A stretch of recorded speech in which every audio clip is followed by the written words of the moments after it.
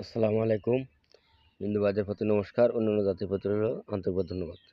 এবং দেশ ও দেশের বাইরে থেকে আমাকে যারা কমেন্ট করেছেন যে গুরুজি আমরা স্বামী স্ত্রী রাতে সবসময়ের জন্যে বিছানায় যাওয়ার জন্য সবসময় কাজিয়ে গ্যাঞ্জাম লাগিয়ে থাকে। আমি সেই ভাইদের বলছি যাদের সবসময়ের জন্যে স্বামী স্ত্রী গ্যাঞ্জাম ফ্যাসাদ লাগিয়ে থাকে, আপনারা যে কোনো ফকির কবিরাজের ওখানে যাবেন, আপনাকে বলবে জাদু করেছে, কুফুরি করেছে, বান মারেছে। আসলে এটা কিছু না। এটা হচ্ছে আপনাদের মনে করেন একজনের তুলা রাশি, একজনের সিংহ রাশি। এর জন্য কিন্তু এমনই হয়। তাই আমি সেই ভাইদের বলছি, এরম চারা যে গাছে ফুল হয়নি, ফল হয়নি, বেল গাছ। এই বেল গাছ দেখবেন যে বিভিন্ন জায়গায় পাওয়া যায়, ঘরের আনাচি কানাচি যে কোনো জায়গায় পাওয়া যায়। আপনারা বেল গাছকে কালেক্ট করবেন।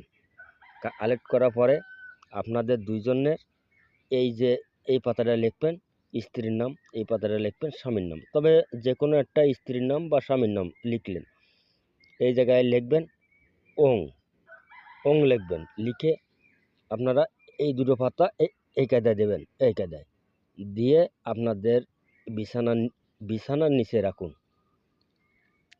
দেখেন সেই রাত্রে স্বামী স্ত্রী এবং দুজনে উভয় পক্ষে মধুর ভালোবাসা জমবে।